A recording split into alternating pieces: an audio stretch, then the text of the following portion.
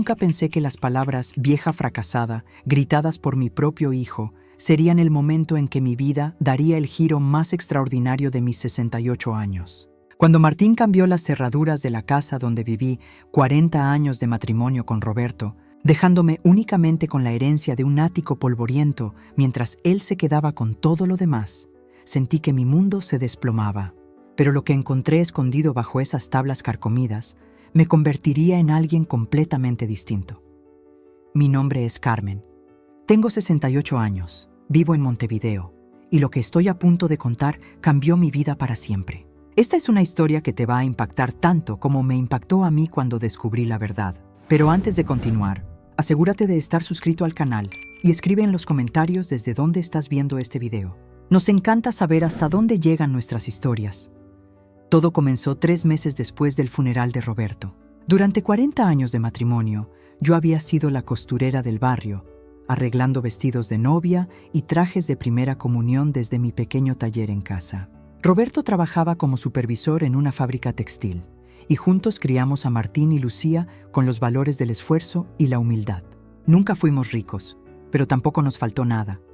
Cuando llegó el momento de leer el testamento, me quedé helada. La casa familiar, los terrenos urbanos que Roberto había comprado en la zona comercial, todo había sido heredado por Martín. A mí me correspondía únicamente el ático, ese espacio polvoriento lleno de trastos viejos que nadie había pisado en años. «Es lo justo, mamá», me dijo Martín con una sonrisa que no llegaba a sus ojos. «Tú ya no necesitas tanto espacio y nosotros tenemos planes para la propiedad». Su esposa Patricia asentía desde la esquina del notario, acariciando su vientre de 6 meses. Lucía me apretó la mano, incómoda, pero no dijo nada. Firmé los papeles sintiendo un vacío extraño en el pecho. La pesadilla real comenzó 2 semanas después, cuando Martín llegó con un cerrajero. «Necesito que te vayas, mamá. Patricia está embarazada y necesitamos privacidad». Cuando protesté, cuando le recordé que esa casa también era mi hogar, sus ojos se llenaron de una frialdad que jamás había visto. «Eres una vieja fracasada que vivió de mi padre toda la vida. Ya es hora de que te hagas cargo de ti misma». El sonido de las cerraduras siendo cambiadas me acompañó mientras subía las escaleras hacia el ático, con una maleta y el corazón roto. Me senté en el suelo polvoriento a llorar, rodeada de cajas viejas y muebles cubiertos con sábanas. Fue entonces cuando, limpiándome las lágrimas, noté que una de las tablas del suelo tenía las esquinas levantadas. «No confíes en nuestros hijos», decía la carta que encontré escondida debajo. 3 semanas habían pasado desde que leí esas palabras que me helaron la sangre. «No confíes en nuestros hijos», decía la carta de Roberto que encontré bajo la tabla suelta del ático. Al principio pensé que mi marido había perdido la razón en sus últimos días, pero ahora, sentada en el piso polvoriento de este pequeño espacio que Martín consideraba mi premio de consolación, comenzaba a entender. Mi hijo había cambiado las cerraduras un martes por la mañana. Llegué de hacer las compras y mi propia llave no entraba en la puerta de la casa donde había vivido 40 años. Patricia, mi nuera, me esperaba en el jardín con una sonrisa que no llegaba a sus ojos y las llaves de este ático en la mano. «Carmen, ya hablamos de esto», me dijo acariciándose la panza de 6 meses. «El testamento fue claro. La casa principal es para Martín y yo. Tenés tu espacio acá arriba». Cuando protesté, cuando les recordé que esa casa la habíamos construido Roberto y yo ladrillo por ladrillo, Martín apareció en la puerta. Sus palabras todavía me quemaban. «Vieja fracasada. ¿Cuándo vas a entender que ya no podés vivir como si fueras la dueña de todo?» Ahora, rodeada de cajas polvorientas y muebles que Patricia había considerado demasiado viejos para la decoración de su nueva casa, releía esa carta una y otra vez. La letra temblorosa de Roberto me susurraba desde el papel amarillento. «Carmen, si estás leyendo esto es porque algo salió mal. Guardé todo lo importante donde ellos no puedan encontrarlo». Mis manos temblaron. ¿Qué había guardado Roberto? ¿Y dónde? Me levanté despacio, mis rodillas crujiendo, y comencé a examinar cada tabla del piso del ático con nueva urgencia. Mis manos temblaron mientras sostenía la primera tabla suelta. 40 años viviendo en esta casa, y nunca había imaginado que Roberto pudiera esconder algo aquí arriba. El polvo se alzaba en pequeñas nubes cada vez que movía una tabla, haciéndome toser, pero la curiosidad era más fuerte que la incomodidad. Al levantar la tercera tabla, mis dedos encontraron algo frío y metálico. Era una pequeña caja de lata, del tamaño de una caja de zapatos, envuelta en un plástico amarillento. Con el corazón latiendo tan fuerte que lo sentía en las sienes, la saqué con cuidado y la coloqué sobre el piso. Dentro encontré lo que cambiaría mi vida para siempre. 3 llaves doradas sujetas con una banda elástica, un sobre manila grueso lleno de documentos y una carta escrita a mano con la letra inconfundible de Roberto. Mis ojos se llenaron de lágrimas al reconocer su caligrafía inclinada. Mi querida Carmen, comenzaba la carta. Si estás leyendo esto, es porque las cosas salieron como temía. Siempre supe que Martín tenía una ambición que me preocupaba, pero esperaba estar equivocado. Me senté en el suelo polvoriento, sin importarme que mi vestido negro se manchara. Las palabras de Roberto me golpeaban como pequeñas puñaladas. He puesto a salvo lo que realmente nos pertenece. Las llaves te llevarán a la caja de seguridad del Banco Nacional, sucursal Pocitos. Los documentos del sobre están a tu nombre desde hace 5 años, pero nunca los registré oficialmente por si esto pasaba. ¿5 años? Recordé entonces las tardes en que Roberto salía a hacer trámites sin explicar mucho. Yo pensaba que eran cosas del trabajo. Nunca imaginé que estuviera protegiéndome de nuestro propio hijo. Revisé los documentos con manos temblorosas. Escrituras de propiedades, certificados de depósito, incluso acciones de una empresa que no sabía que existía. Todo estaba a mi nombre, Carmen Delgado de Méndez. La traición de Martín se volvía más clara. Él sabía que había más, mucho más de lo que había declarado en el testamento oficial. Por eso había cambiado las cerraduras tan rápido. Por eso Patricia me miraba con esa sonrisa que ahora entendía era de complicidad. Pero Roberto había sido más astuto que todos nosotros. La presión se intensificó al día siguiente. Martín llegó temprano, trayendo consigo un sobre manila que depositó sobre la mesa de la cocina con la solemnidad de quien ejerce un poder absoluto. Patricia lo siguió, su vientre de 6 meses más prominente, como si quisiera recordarme que el futuro de esta familia ya no me incluía. «Mamá, necesitamos que firmes esto», dijo Martín sin preámbulos, deslizando varios papeles hacia mí. «Es solo una formalidad, una renuncia a cualquier derecho que puedas creer que tienes sobre esta casa, para evitar problemas legales futuros». Las letras bailaron frente a mis ojos cansados. 40 años lavando platos en esa cocina, 40 años preparando el desayuno de Roberto en esa misma mesa, y ahora mi propio hijo me pedía firmar mi propia expulsión. Patricia se sirvió café en mi taza favorita, la de porcelana azul que Roberto me había regalado en nuestro primer aniversario. El gesto fue deliberado, casi teatral. «Es por el bebé», agregó Patricia, acariciando su vientre. «Necesitamos seguridad jurídica. Usted entiende, ¿verdad? Una abuela quiere lo mejor para su nieto». Cada palabra era un cuchillo. Me trataban como una inquilina indeseable, como si los recuerdos que llenaban cada rincón de esta casa fueran solo fantasías mías. El refrigerador zumbaba con el mismo sonido de siempre, pero ahora parecía burlarse de mí.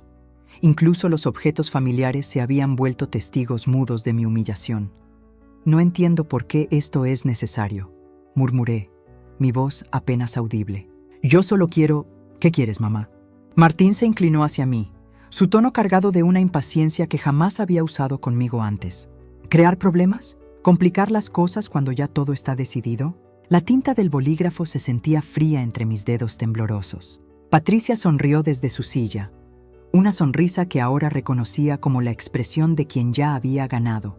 El corazón me estallaba de dolor, sintiéndome completamente sola. Las palabras de Martín resonaban como ecos dolorosos en el silencio del ático. Me quedé allí, sentada en el suelo polvoriento, con la carta de Roberto entre mis manos temblorosas. El peso de 40 años de matrimonio parecía haberse condensado en esas pocas líneas escritas con la letra familiar de mi difunto esposo. «Por si la ambición nos rompía», repetí en voz baja, tratando de descifrar el verdadero significado de esas palabras. ¿Había previsto Roberto que nuestro propio hijo sería capaz de tratarme con semejante desprecio? ¿Que Patricia, a quien recibí como la hija que nunca tuve, estaría dispuesta a verme humillada? El ático se sentía más pequeño con cada pensamiento que me atravesaba. Las telarañas colgaban como cortinas grises y el olor a madera vieja se mezclaba con mi llanto silencioso. Era aquí donde Roberto guardaba las cosas que algún día podríamos necesitar. Cajas sin abrir, muebles cubiertos con sábanas amarillentas. Y ahora, esta carta que parecía susurrarme secretos desde el más allá. Me levanté lentamente, sintiendo cómo mis rodillas protestaban. A mis 68 años, nunca había imaginado que estaría refugiándome en un ático como una niña castigada. Pero mientras caminaba entre las sombras, algo dentro de mí comenzó a despertar. Roberto había mencionado poner todo a salvo. ¿Qué significaba exactamente todo? Mis ojos se dirigieron hacia las tablas del suelo. Algunas parecían más nuevas que otras, como si hubieran sido movidas recientemente. Roberto siempre fue meticuloso, cuidadoso. Si había escondido una carta, ¿qué más habría guardado en este lugar que todos consideraban un depósito de trastos inútiles? La curiosidad comenzó a reemplazar la desesperación. Tal vez, solo tal vez, mi historia no había terminado aún. Con las manos temblorosas pero decididas, me incorporé lentamente. Mis rodillas protestaron después de tanto tiempo arrodilladas sobre el suelo polvoriento, pero algo dentro de mí había cambiado. Ya no era la mujer derrotada que había subido llorando una hora antes. La carta de Roberto había despertado una fuerza que creía perdida para siempre. Comencé a revisar metódicamente cada caja, cada rincón del ático. Mis movimientos se volvieron más seguros con cada objeto que apartaba. Bajo una pila de manteles bordados que habían pertenecido a mi madre, encontré un cuaderno de pasta dura, con las esquinas gastadas por el uso. Reconocí inmediatamente la letra precisa de Roberto. Al abrirlo, mis ojos se llenaron de lágrimas, pero esta vez no de tristeza. Página tras página contenían anotaciones detalladas, fechas de transacciones, números de cuenta que nunca había visto, nombres de notarías y referencias a propiedades en fideicomiso. Roberto había registrado todo con la meticulosidad que lo caracterizaba. Terreno comercial, Avenida 18 de Julio, transferencia pendiente a nombre Carmen, documentación en caja fuerte, 247. Mi corazón comenzó a latir con fuerza. Había más propiedades, más cuentas, más de todo lo que Martín había ocultado deliberadamente.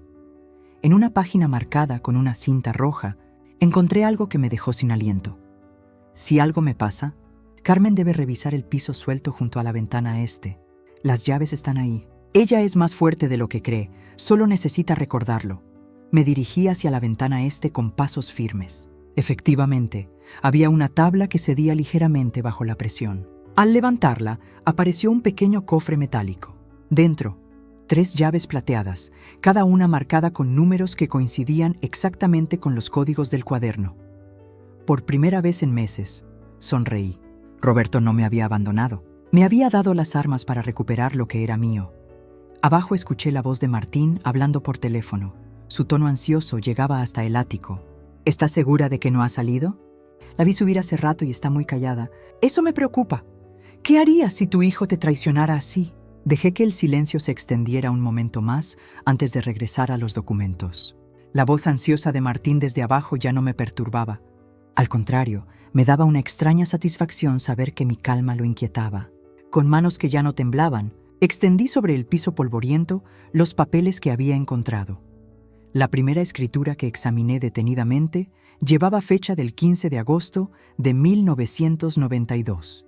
Ahí estaba mi nombre, Carmen Esperanza Molina de Fernández, copropietaria al 50% de la casa familiar y los 3 terrenos urbanos en la zona comercial de Pocitos. Mi corazón se aceleró, pero esta vez de euforia pura. Durante todos estos años, mientras cuidaba la casa y criaba a los niños, había olvidado por completo que Roberto me había incluido como copropietaria desde el inicio. Las escrituras posteriores confirmaban mis sospechas más dulces.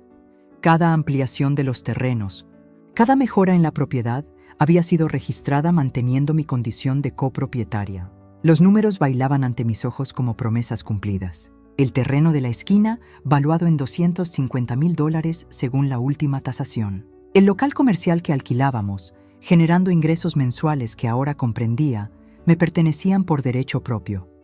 Una risa involuntaria brotó de mi garganta. Martín había cambiado las cerraduras de mi propia casa. Patricia se había instalado en mi propio hogar, como si fuera una invasora bendecida por la ley. Pero la ley, la verdadera ley escrita en estos documentos legales, estaba de mi lado desde hacía 30 años. Tomé la carta de Roberto con manos firmes. Su letra irregular decía: Carmen, si estás leyendo esto es porque la ambición rompió lo que el amor construyó. Todo lo que ves aquí es tuyo por derecho. Úsalo con sabiduría. Por primera vez en meses, sonreí con toda la fuerza de mis 68 años. Ya no era la viuda despojada llorando en un ático. Era la legítima propietaria de un patrimonio considerable y había llegado el momento de reclamarlo. Guardé los documentos con cuidado y me senté en el pequeño banco donde Roberto solía arreglar las cosas rotas. Mientras sostenía esa carta entre mis manos, no pude evitar que los recuerdos se agolparan como una avalancha tibia en mi pecho. 40 años. 40 años construyendo todo esto, peso a peso, lágrima a lágrima. Recordé esas madrugadas cosiendo en la mesa de la cocina, con la luz tenue para no despertar a los niños. Cada vestido de novia que arreglaba, cada traje de primera comunión que ajustaba, significaba 15 o 20 pesos más para el fondo familiar. Roberto llegaba del trabajo y me encontraba ahí, con los dedos hinchados de tanto coser, contando las monedas sobre la mesa. Carmen, esto que estamos haciendo va a valer la pena, me decía mientras masajeaba mis hombros tensos. Nuestros hijos van a tener lo que nosotros nunca tuvimos. ¡Qué ciegos fuimos! Pensábamos que Martín valoraría el sacrificio. Recordé cuando se enfermó de neumonía a los 8 años y vendí mi única cadena de oro para pagar el médico privado. O cuando quiso esa bicicleta azul y trabajé 3 semanas extras hasta las 2 de la madrugada para comprársela. Cada terreno que Roberto compró en la zona comercial había sido pagado con mi trabajo nocturno y su salario completo. Nunca nos compramos ropa nueva, nunca fuimos a restaurantes. Todo, absolutamente todo, fue invertido pensando en el futuro de nuestros hijos. Ahora, sosteniendo la prueba de que Roberto había protegido mi parte, entendí algo fundamental. No había sido solo el esfuerzo de él, había sido nuestro. Mi máquina de coser Singer, mis dedos sangrantes, mis noches sin dormir, habían construido este patrimonio tanto como su trabajo diario. Me levanté del banco con una certeza nueva corriendo por mis venas. No iba a luchar por lo que me habían dado por lástima. Iba a reclamar lo que había construido con mis propias manos durante 4 décadas de amor y sacrificio. Miré hacia mi máquina de coser, Singer de 1987, que seguía ocupando su lugar de honor junto a la ventana del ático. Por primera vez en meses, no la veía como un vestigio de tiempos pasados, sino como el centro de una red que había tejido durante 40 años sin darme cuenta de su verdadero valor.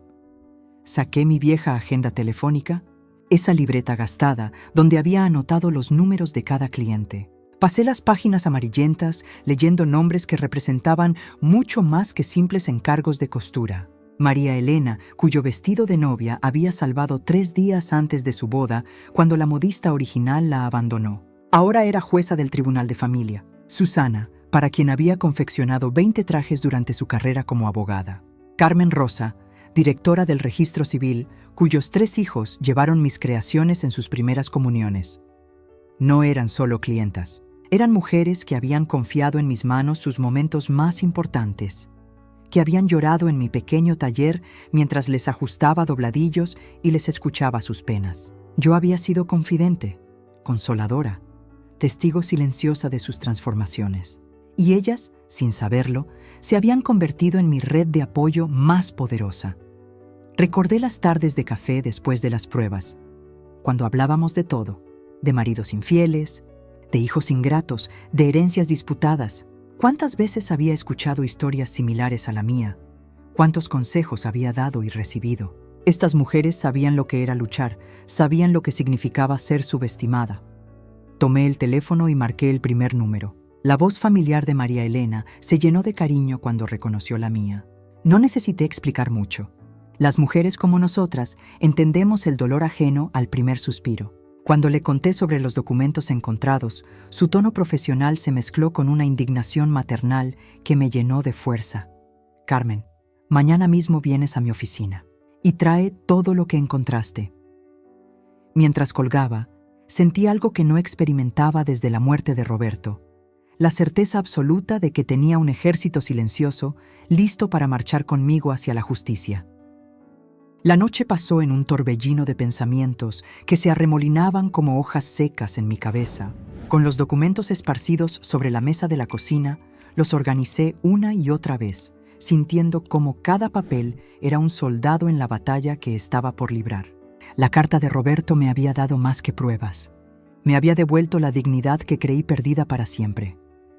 Al amanecer, mientras preparaba el café con manos que ya no temblaban, tomé la decisión más importante de mis 68 años. No iba a limitarme a presentar estos documentos y esperar. Iba a reclamar lo que era mío con la misma determinación con que había criado a mis hijos y cuidado esta casa durante 4 décadas. Saqué mi cuaderno viejo, ese donde apuntaba las cuentas del mes, y comencé a escribir mi plan.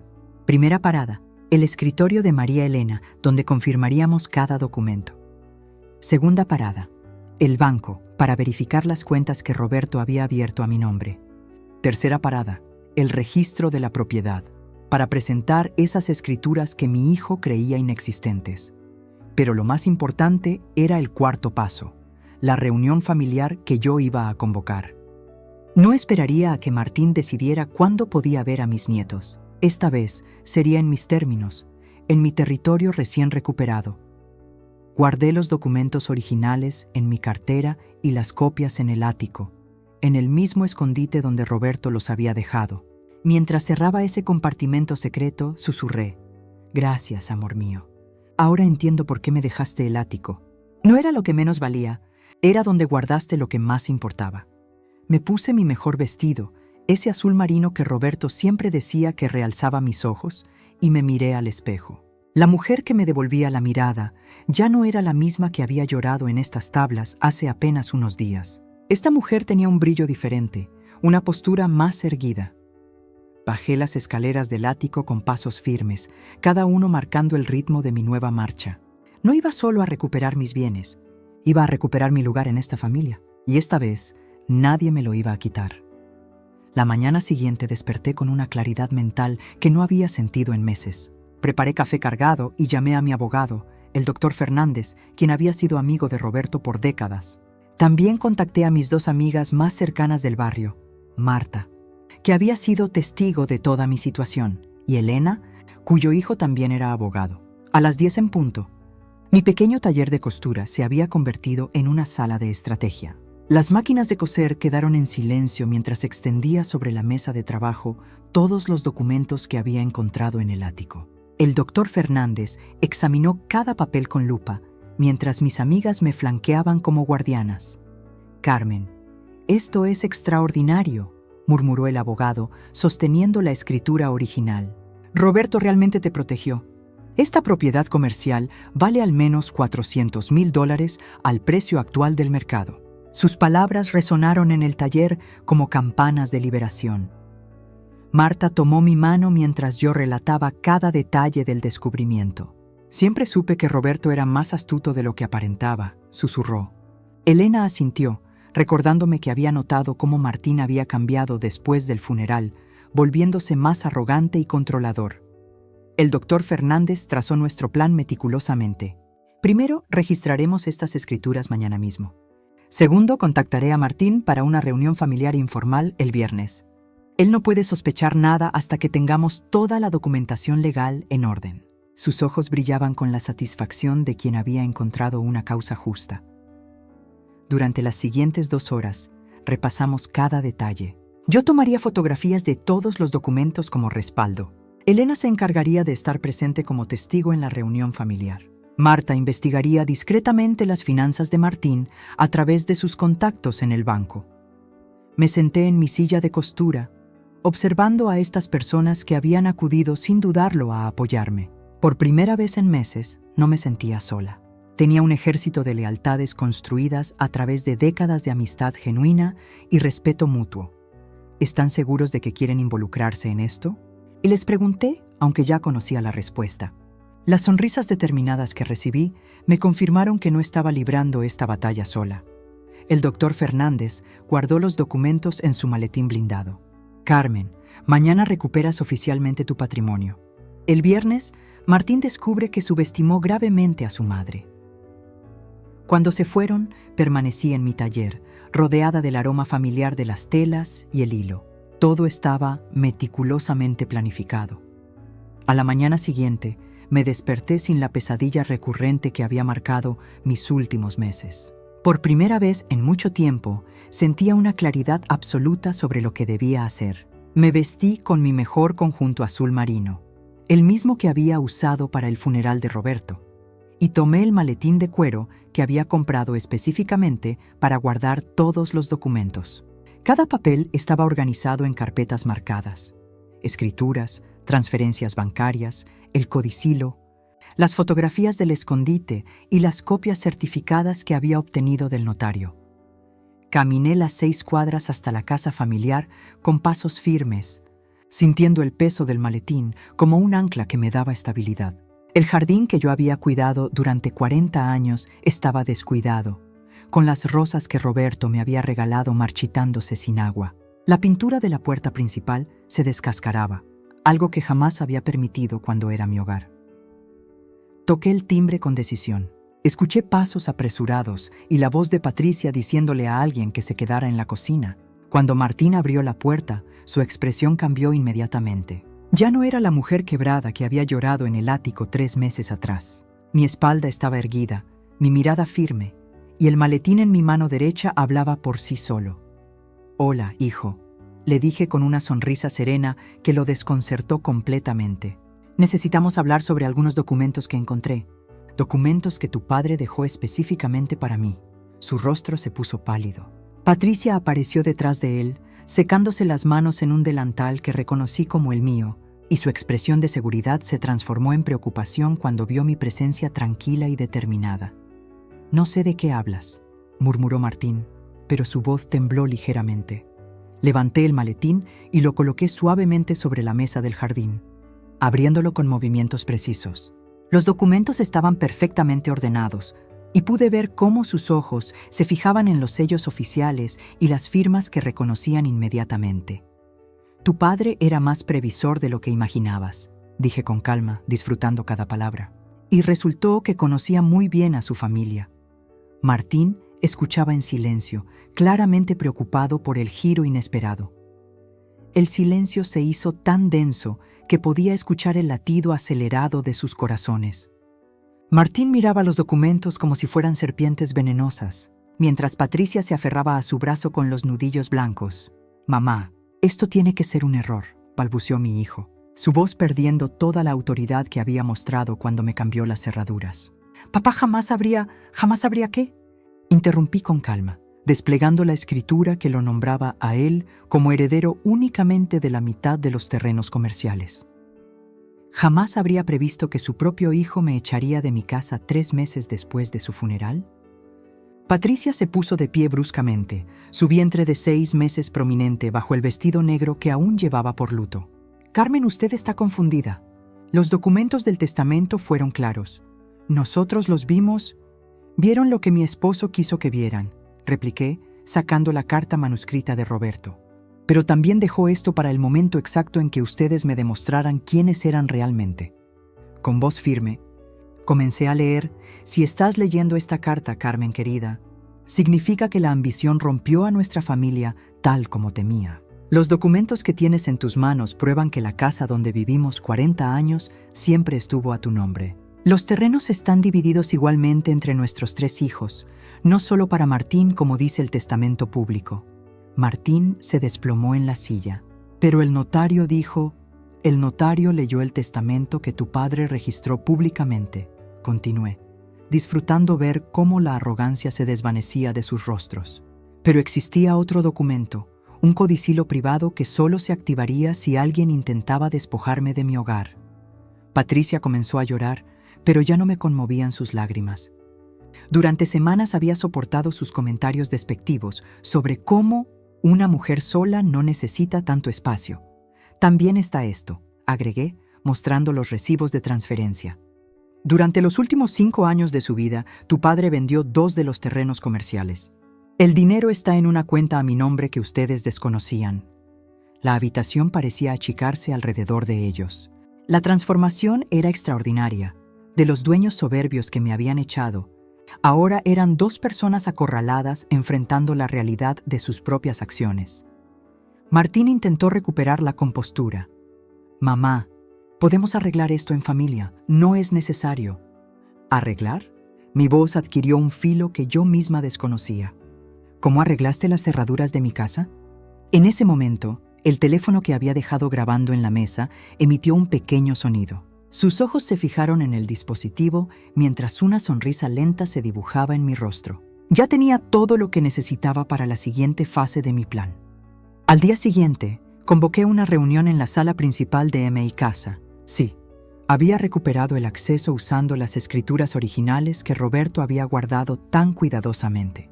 Martín y Patricia llegaron con caras de circunstancia, esperando quizás que hubiera entrado en razón después de nuestro último encuentro. No llegaron solos. Había invitado a mis amigas del taller de costura, a los vecinos de toda la vida, e incluso a Lucía, quien había tomado el primer vuelo desde Buenos Aires después de mi llamada. La sala nunca había estado tan llena y nunca me había sentido tan serena. «Gracias por venir», comencé, sosteniendo el folder con todos los documentos. Durante 40 años, Roberto y yo construimos todo lo que ven alrededor. Esta casa, los terrenos comerciales, las inversiones. Todo a nombre mío, como pueden comprobar aquí. Extendí las escrituras originales. Doña Mercedes, mi vecina de 60 años, tomó los papeles con sus manos expertas de ex maestra. Carmen Rodríguez de Mendoza, leyó en voz alta. Propietaria única. Fecha de registro, marzo de 1987. Martín palideció. «Mamá, ¿esos documentos están todos en regla?», interrumpí. «Sí, hijo. Notariados, registrados, legales. Tu padre me protegió de algo que intuía podría pasar. Saqué la carta de Roberto. Él escribió: si algún día la ambición rompe a nuestra familia, que Carmen sepa que todo está a salvo a su nombre». Patricia, con su barriga de 6 meses, murmuró algo sobre malentendidos familiares. Pero Rosa, del taller, había tomado los recibos bancarios. «Carmen, aquí dice que has estado depositando en cuentas separadas durante décadas. $120,000 acumulados. Centavo a centavo», confirmé. «Cada peso que ahorré de mis costuras, cada centavo que Roberto apartaba de su sueldo de mecánico. Para proteger nuestro futuro». El silencio se volvió denso. Martín intentó una sonrisa forzada, pero el audio que reproduje después destruyó cualquier pretensión. Su propia voz llenó la sala. «La vieja no se va a dar cuenta hasta que sea demasiado tarde. Para entonces, ya habremos vendido todo». Las reacciones inmediatas fueron devastadoras para mis traidores. Los días siguientes fueron testigo de algo que jamás había experimentado: el poder de la verdad circulando como un río que desborda sus márgenes. Mi declaración en aquella reunión había plantado semillas que ahora germinaban en cada conversación de barrio, en cada encuentro casual en el supermercado. El primer signo llegó cuando vi a Martín en la farmacia de la esquina. La farmacéutica doña Elena, que durante años lo había tratado con la deferencia reservada para el hijo ejemplar que cuida a su madre, apenas le dirigió un saludo frío. Sus ojos, que antes brillaban con aprobación maternal, ahora lo miraban con una mezcla de desconfianza y decepción. «Buenos días», murmuró sin sonreír, procesando su compra con una eficiencia mecánica que hablaba más que 1000 reproches. En el mercado central, donde Patricia solía pavonearse con su embarazo como símbolo de la continuidad familiar, las señoras del puesto de verduras intercambiaban miradas significativas cuando ella pasaba. «Miren cómo camina», escuché susurrar a una de ellas, como si fuera la dueña del mundo, cuando lo que hizo es vergonzoso. Las mismas mujeres que antes le preguntaban por su salud y le recomendaban remedios caseros, ahora evitaban su mirada y acortaban las conversaciones. El club de jubilados del barrio, donde Roberto había sido socio durante décadas, se convirtió en un tribunal silencioso pero implacable.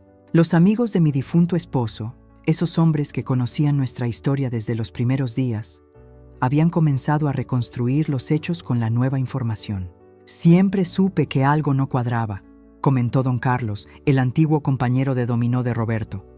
«Carmen nunca fue de las que se quedan calladas cuando algo está mal».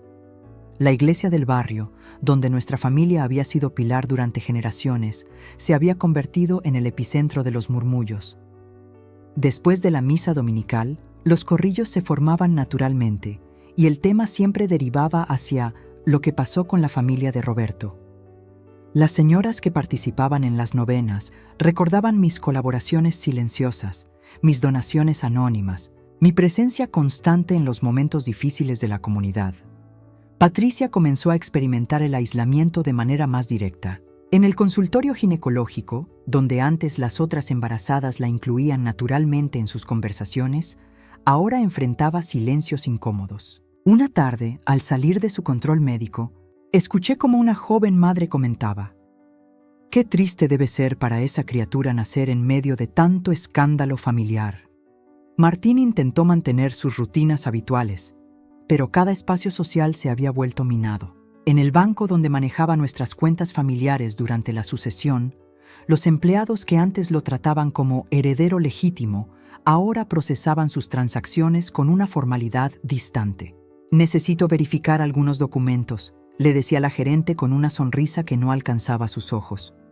El verdadero golpe llegó cuando los vecinos de la cuadra comenzaron a cambiar sutilmente sus saludos. Las mismas personas que durante meses habían felicitado a Martín por hacerse cargo de todo después de la muerte de Roberto, ahora limitaban sus encuentros a un movimiento de cabeza distante. La señora Graciela, nuestra vecina de toda la vida, me detuvo una tarde. «Carmen, siempre supe que usted no era de las que abandonan su hogar sin razón. Ahora entendemos todo». La transformación más notable ocurrió en la panadería de la esquina, nuestro punto de encuentro matutino durante décadas. Patricia, que había desarrollado el hábito de hacer sus compras temprano para evitar multitudes, se encontró enfrentando miradas que ya no ocultaban las 3 semanas habían pasado desde el escándalo en la sala del notario, y cada día traía nuevas confirmaciones de que la justicia a veces funciona de maneras más poderosas que cualquier sentencia judicial. Desde la ventana de mi taller, observaba cómo Martín intentaba cargar las bolsas de la compra solo, caminando con esa prisa nerviosa de quien sabe que está siendo observado. Patricia había desaparecido prácticamente del barrio, y cuando la veían, era para recibir miradas que cortaban como cuchillos. La señora del almacén, que durante 40 años me vendió hilos y botones, me contó entre susurros que había tenido que negarle crédito a Martín. «No puedo confiar en alguien capaz de robarle a su propia madre», me dijo mientras acomodaba carretes en el mostrador. Sus palabras me llenaron de una satisfacción que no esperaba sentir, pero que reconocí como justa. En mi taller, las clientas llegaban ahora con una actitud diferente. Ya no era solo Carmen, la costurera del barrio, sino Carmen, la mujer que había enfrentado la traición y había salido victoriosa. Cada vestido que arreglaba, cada conversación que sostenía sobre sus pequeños dramas familiares, se sentía envuelto en un respeto que antes no existía. «Usted sabe cómo manejar estas cosas», me decían, y yo asentía sabiendo que habían visto mi transformación. Roberto me había dejado más que propiedades y cuentas bancarias. Me había dejado las herramientas para recuperar mi dignidad. Cada mañana, cuando abría las cortinas de la casa que ahora era completamente mía, sentía que respiraba un aire distinto. El ático ya no guardaba secretos dolorosos, sino pruebas de que la verdad siempre encuentra su camino. Los domingos, Lucía venía a almorzar conmigo. Habíamos empezado a reconstruir nuestra relación desde un lugar honesto, sin las manipulaciones de Martín entre nosotras. «Mamá», me dijo el domingo anterior mientras pelaba papas en mi cocina, «nunca pensé que fueras tan fuerte». Sus palabras fueron bálsamo para heridas que ni siquiera sabía que tenía. La comunidad había hablado sin necesidad de tribunales.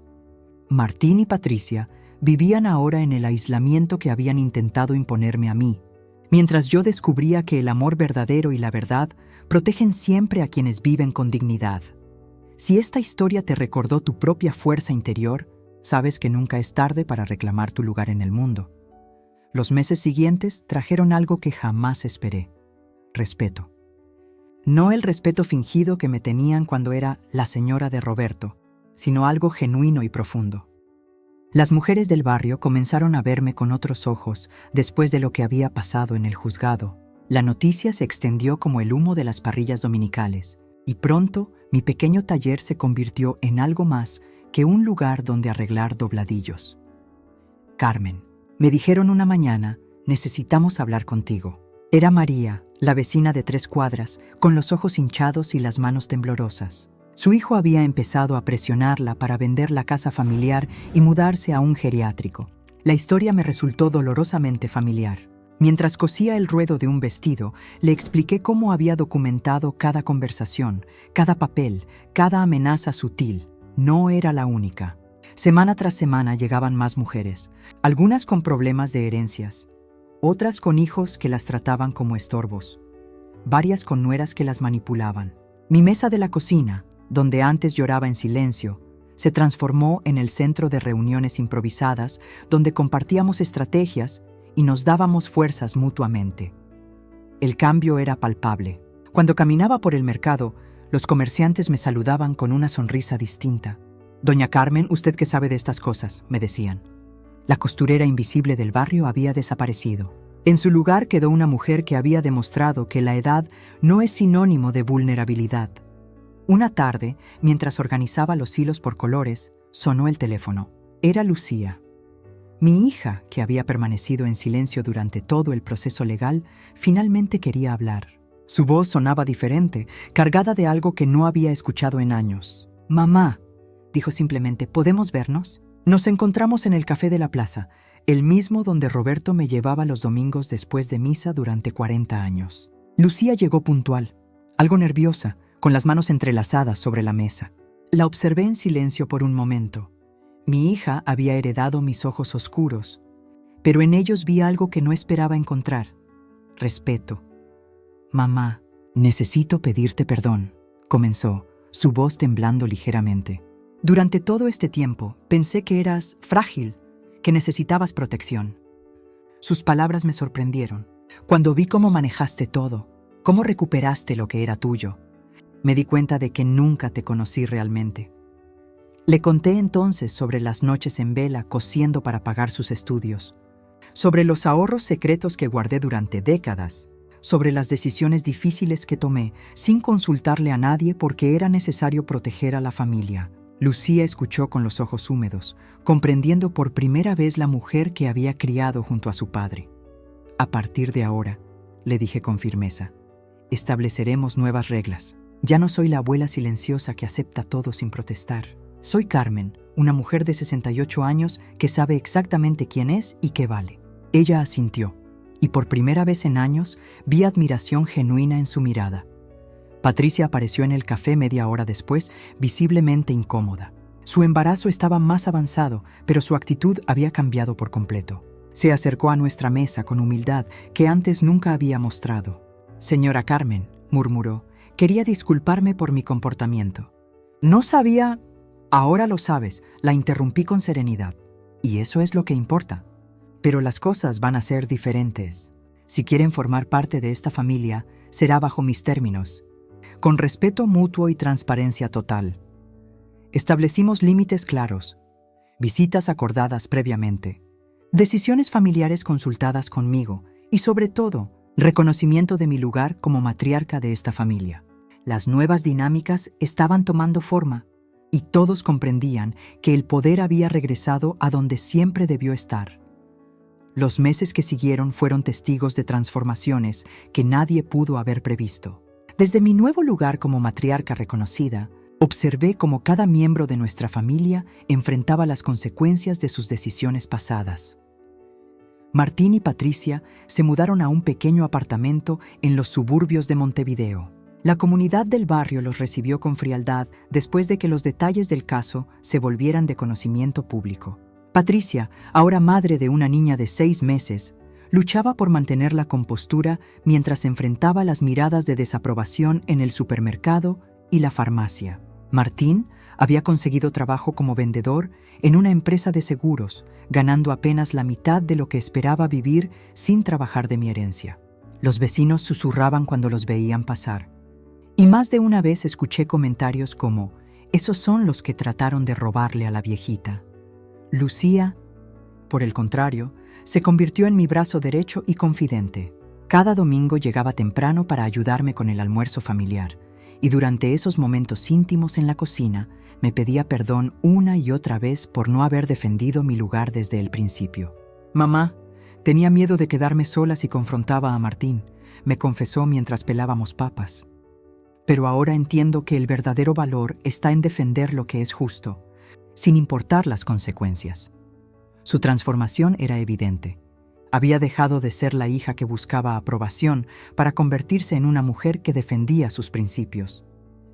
Mi propio cambio fue quizás el más sorprendente para quienes me conocían. Las mujeres del barrio comenzaron a buscar mi consejo cuando enfrentaban problemas familiares complejos. Doña Carmen sabe cómo manejar estos asuntos, decían. Me involucré en un grupo de apoyo para mujeres mayores que habían enfrentado traiciones familiares, compartiendo mi experiencia y las lecciones aprendidas. El ático, que una vez fue mi refugio de lágrimas, se convirtió en mi oficina personal, donde guardaba no solo las evidencias de mi victoria, sino también las cartas de agradecimiento de mujeres que habían encontrado fuerzas en mi historia. Desde nuestros diferentes caminos, cada uno de nosotros reflexionaba sobre cómo el tiempo había revelado nuestro verdadero carácter. Ahora, sentada en lo que una vez fue mi sala de estar y que hoy se ha convertido en un espacio de encuentro para mujeres que buscan orientación, reflexiono sobre el camino recorrido. Las mismas paredes que fueron testigo de mi humillación ahora escuchan historias de superación. El ático, donde lloré como una niña abandonada, es ahora el símbolo de mi renacimiento. Durante estos meses, he comprendido que la mujer que fui durante 40 años de matrimonio no era débil, sino que había aprendido a ser invisible para sobrevivir. Roberto, sin saberlo, me había enseñado que la verdadera fuerza a veces se ejerce en silencio, preparándose para el momento exacto. Cada documento que guardó, cada precaución que tomó, era una lección sobre cómo proteger lo que realmente importa. Las mujeres que llegan a mi casa traen historias similares. Hijos desagradecidos, nueras manipuladoras, familias que las tratan como sombras. Carmen, me dicen, ¿cómo supiste que tenías ese poder dentro de ti? La respuesta es simple, no lo sabía. Creía que era solo una costurera del barrio que había vivido a la sombra de su marido. Pero la adversidad tiene una forma cruel y hermosa de revelarnos quiénes realmente somos. He aprendido que el empoderamiento no llega como un rayo. Se construye tabla por tabla, documento por documento, verdad por verdad. Cada pequeña humillación que soporté en silencio se transformó en combustible para mi renacimiento. La Carmen que era sumisa no era falsa. Simplemente estaba esperando su momento. Ahora entiendo que Roberto veía en mí una fortaleza que yo misma desconocía. Sus precauciones no eran solo protección patrimonial, eran un voto de confianza en mi capacidad de luchar cuando fuera necesario. Cada tarde en mi taller de costura, construyendo vestidos de novia y arreglando prendas familiares, estaba desarrollando la paciencia y la precisión que necesitaría para reconstruir mi propia vida.